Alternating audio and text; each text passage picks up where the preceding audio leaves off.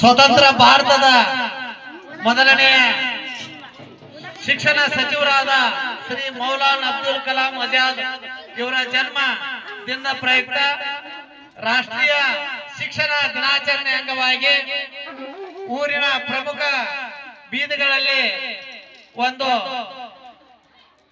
ಪಥಚಲನ ನಡೀತಾ ಇದೆ.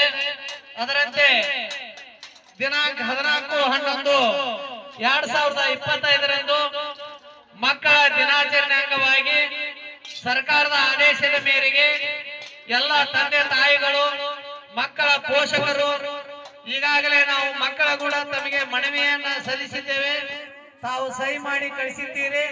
ತಪ್ಪದೇ ದಿನಾಂಕ 14/11/2025 ಮುಂಜಾನೆ 10 ಗಂಟೆಗೆ ಪ್ರೌಢಶಾಲೆ ಮತ್ತು ಪ್ರಾಥಮಿಕ ಶಾಲೆ ಆವರಣದೊಳಗ ಎಲ್ಲ ಪಾಲಕರು ಬರಬೇಕೆಂದು ಅವರಲ್ಲಿ ಕೇಳ್ಕೊಳ್ತಾ ಇದ್ದೇವೆ.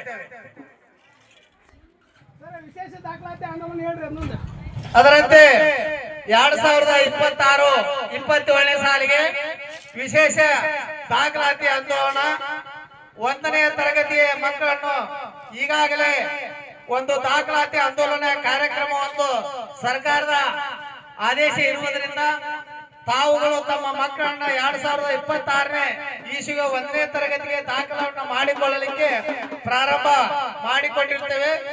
ತಾವು ತಮ್ಮ ಮಕ್ಕಳನ್ನು ಕನ್ನಡ ಶಾಲೆಗೆ ಬಂದು ದಾಖಲಾತಿಯನ್ನು ಮಾಡಿಸಿಕೊಳ್ಳಬೇಕೆಂದು ಎಲ್ಲ ಪಾಲಕರಲ್ಲಿ ಮನವಿ.